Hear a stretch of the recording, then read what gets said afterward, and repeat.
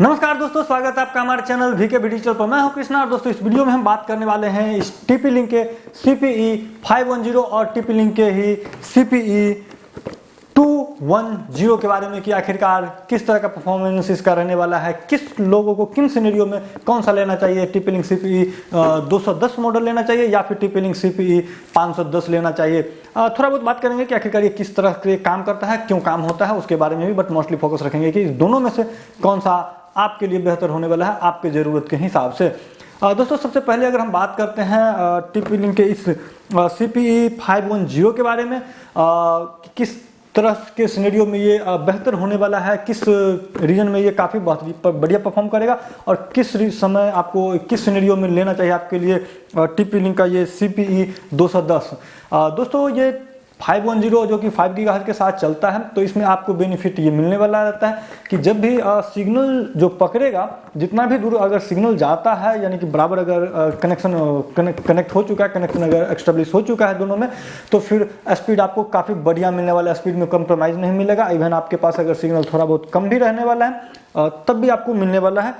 इसमें सिग्नल किस तरह से मिलाना है, सिग्नल्स के बारे में किस तरह से, उसके बारे में डिटेल्स में अगर आपको जानना है तो आप हमारे चैनल पर भी विजिट कर सकते हैं या फिर सर्च कर सकते हैं TP Link CPE 510 VKB digital, जहां हम इसके बारे में डिटेल्स में वीडियो बनाए हैं। इंस्टॉलेशन वगैरह के किस तरह से आप खुद से इंस्टॉल कैसे कर सकते हैं, कैसे पता चलेगा कि सिग्नल काफ़ी बढ़िया है, किस तरह से नहीं है, एक्सेस पॉइंट या फिर क्लाइंट वगैरह हॉटस्पॉट, सारी डिटेल्स में वीडियो बनाया हुआ है, तो आप जाकर के विजिट करके और देख सकते हैं। डेफिनेटली आपको हेल्पफुल होने वाला है। ये दोस्तों अगर थोड़ा बहुत सिग्नल अगर कम भी रहने वाला है, अगर कनेक्टिविटी के होने के बाद, तब भी स्पीड आपको प्रॉपर मिलने वाला है, स्पीड डाउन नहीं होने वाला है। लेकिन जब कनेक्शन ख़त्म हो जाएगा या फिर कुछ ऑब्स्टिकल्स बीच में आ जाएंगे, तब कनेक्शन इसका डिस्टर्ब होगा, यानी कि कनेक्शन सही हो नहीं पाएगा। उस टाइम में स्पीड नहीं आने वाला है।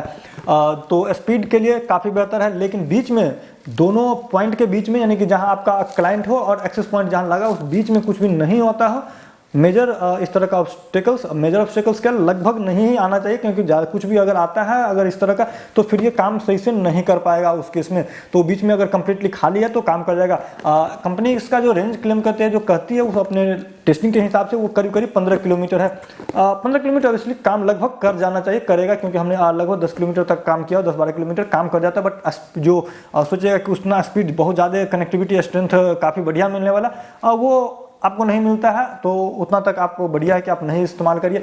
नॉर्मली इस्तेमाल आप शहर में उस तरह का स्पेस भी नहीं मिल पाता है, तो नॉर्मली जहाँ जो खेत वगैरह होते हैं उसमें हमने टेस्ट वगैरह किया हुआ था, जो काफ़ी डिस्टेंस पर टेस्ट करने के बाद पता चला, बट उसका भी इस्तेमाल सही से नहीं हो पाता है। हाँ, पहाड़ी एरिया में जहाँ इसका जरूर हो जा सकता है, क्योंकि उसमें एक हाइट रहता है, एक लो रहता है, तो फिर उसमें 10 किलोमीटर का डिस्टेंस आसानी से विजिबल रहने वाला है। बट जो नॉर्मल यूज़र है उसके लिए शहर में इस तरह का पॉसिबिलिटीज़ नहीं आता। बीच में घर आ जाएगा, कहीं कुछ आ जाएगा, कहीं पेड़ वगैरह आ जाते हैं और वो नहीं हो पाएगा। तो नॉर्मल जो इसका आइडियल यूसेज है वो आप लगभग 2 से 3 किलोमीटर 5 किलोमीटर तक कर पाएंगे। इतना दूर के बाद बीच में कहीं ना कहीं एक बार बिल्डिंग वगैरह आ ही जाएगा और वो काम नहीं करेगा। तो ये 5 गीगाहर्ट्ज का लिमिट है कि बीच में कुछ नहीं आना चाहिए।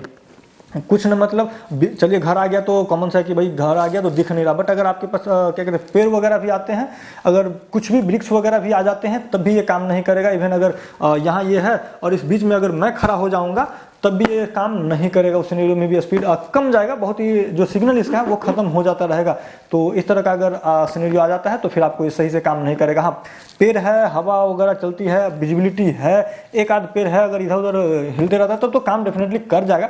बट अगर ब्लॉक लगेगा कि देख करके कि ब्लॉक हो रहा है, तो फिर ये काम सही से नहीं कर पाएगा। वहीं अगर आप बात करते हैं 2.4 गीगाहर्ट्ज की, तो आपको 2.4 गीगाहर्ट्ज जो कि CPE 210 का है, तो उसमें आपको जो डिस्टेंस मिलने वाला है वो लगभग 8 से 9 किलोमीटर का है। बट उतना दूर तो उसमें भी इस्तेमाल नहीं करना है, लगभग उसमें भी 5 किलोमीटर ही कर पाएंगे, क्योंकि जो विजिबिलिटी है वो उतना दूर का क्लियर नहीं रहने वाला है। बट उसमें होगा अगर थोड़े बहुत अगर छोटे मोटे अगर ऑब्स्टिकल्स वगैरह है, तब भी वो काम सही से कर पाएगा, अगर कनेक्टिविटी खो चुकी है तब। बट उसमें ऐसा एक प्रॉब्लम उसमें भी रहने वाला है कि अगर जो सिग्नल डाउन होगा तो स्पीड उस हिसाब से थोड़ा बहुत डाउन भी देखने को आपको मिलेगा। यानी कि अगर सिग्नल स्ट्रेंथ बेहतर है तो स्पीड बेहतर मिलेगा, स्ट्रेंथ अगर थोड़ा कम है तो स्पीड थोड़ा सा कम बढ़ जाएगा। बट हाँ, कनेक्टिविटी उसमें स्टेबल रह जाएगा। इससे ज़्यादा, इस 510 से अधिक आपको कनेक्टिविटी मिलने वाला है 210 में, लेकिन स्पीड आपको वही थोड़ा बहुत का प्रॉब्लम आ जाएगा। तो अगर आपका जगह इस तरह का सिनेरियो के बीच में कुछ पेड़ वगैरह है, कुछ मेस वगैरह है या फिर कुछ घर वगैरह है या ज़्यादा अधिक अगर कनेक्टिविटी अगर सटीकता नहीं मिलाने में अगर पॉसिबल है तो फिर आप 2.4 गीगाहर्ट्ज के साथ जा सकते हैं। डिस्टेंस अगर कम दूर का है तो फिर आप किसी में जाइएगा, स्पीड डाउन नहीं होने वाला, दोनों में स्पीड आपको प्रॉपर मिल जाएगा, जो लगभग 2 किलोमीटर 1 किलोमीटर या 3 किलोमीटर है, 1-2 किलोमीटर इतना डिस्टेंस पे आपको दोनों में ही आपको समान स्पीड देखने को मिल जाएगा। बट 5 गीगाहर्ट्ज का एक एडवांटेज है कि थोड़ा भी अगर सिग्नल कम भी पकड़ेगा तो प्रॉपर स्पीड आपको देखने को मिल जाएगा। इसमें अगर थोड़ा सा अगर इस डिवाइस की तरफ बात करते हैं दोस्तों, इसमें आपको जो देखने को इस पर जो लिखा रहेगा उस पर 300 Mbps का है। बट कई लोग ऐसे भी सोचते होंगे कि भाई 300 Mbps है तो 300 Mbps हम उससे कंप्लीटली डेटा का आदान प्रदान यानी कि सेंड अथवा रिसीव कर सकते हैं, बट ऐसा नहीं होने वाला है। ये 300 Mbps तक का स्पीड ये दोनों का जो वायरलेस कनेक्टिविटी है उसका है। इससे जो इथरनेट केबल आता है जो कि आप अपने स्विच या फिर राउटर से कनेक्ट करेंगे उसका 100 Mbps तक का ही है। तो टेक्निकली आप अगर प्रोबेबली अगर आप ऐड करेंगे जब भी तो उसे वायर से ही इस्तेमाल करेंगे, तो वायर जो जाता है वो 100 Mbps तक की ही है। तो आप 300 कैसे इस्तेमाल कर पाएंगे पता नहीं, ये नॉर्मली अपने बीच के लिए है इसलिए बढ़ा के दिया ताकि अगर कुछ इस तरह का ऑब्स्टेकल्स हो, स्पीड अगर डाउन भी हो, गिरे भी, तब भी 100 आपको मिल जाना चाहिए, यानी कि जो वायर का स्पीड कैपेबिलिटी वो 100 आपको ऑब्वियसली मिल जाएगा। तो इस तरह का आपको दोनों में देखने को मिलेगा, ऐसा नहीं कि 5 गीगाहर्ट्ज में दोनों में आपको सेम मिलने वाला है। तो कंप्लीटली इस वीडियो में हम आपको बताएं कि किस सिनेरियो में कौन सा लेना चाहिए, और आई होप कि आपको ये आइडिया मिल पाया होगा।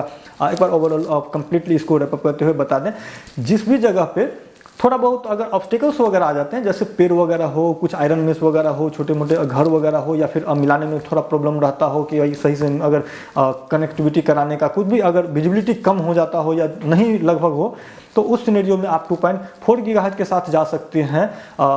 दोनों में हालांकि जो इसका कैपेबिलिटी है वो एक है 13 dBi का, एक है 9 dBi का आपको, तो उससे ज़्यादा फर्क नहीं पड़ेगा क्योंकि आप दोनों को लगभग 5 किलोमीटर तक का ही इस्तेमाल करने वाले हैं या उससे कम ही करेंगे, तो वो उसमें कर पाएंगे। अगर आपके पास जो दोनों साइट्स का है जहां दोनों क्लाइंट और एक्सेस पॉइंट का एस्टेब्लिश करना है, दोनों जगह से अगर साइट का विजिबिलिटी क्लियर है, बीच में अगर कोई ऑब्स्टेकल्स नहीं आते, कोई बड़े बिल्डिंग नहीं आते हैं, बड़े बिल्डिंग नहीं मतलब कोई बिल्डिंग नहीं आना चाहिए, कोई पेड़ वगैरह अगर नहीं आ पा रहा है, तो फिर ये आप 5 गीगाहर्ट्ज के साथ जा सकते हैं। आपको स्पीड दोनों में 300 Mbps है, दोनों में प्रॉपर मिल जाने वाला है।